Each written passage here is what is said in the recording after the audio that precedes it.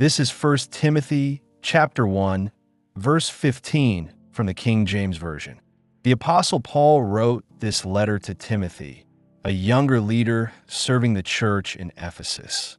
Timothy had been left there to address false teaching and to guide believers who were becoming distracted by arguments about the law and speculative ideas. At the beginning of the letter, Paul reminds Timothy of the gospel he received. He speaks honestly about his own past as a persecutor of Christians. It is in that context of remembered mercy that he writes this verse.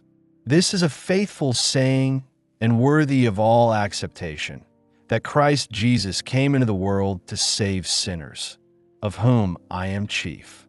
1 Timothy 1 verse 15, King James Version. Paul calls this a faithful saying. He is identifying it as solid and trustworthy, something that can be relied upon without hesitation.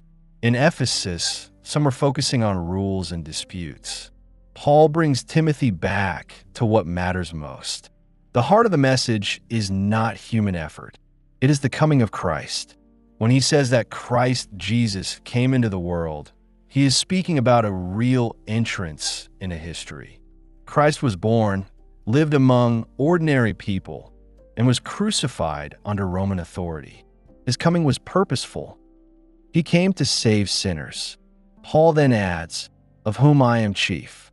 He remembers that he once opposed the church and approved of persecution.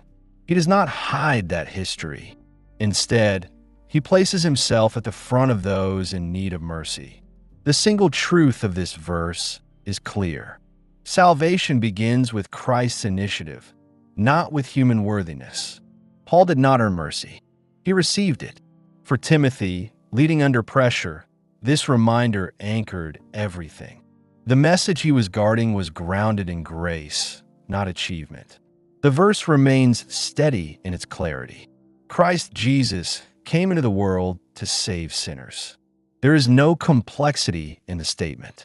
There is weight in its simplicity. These words can be heard slowly.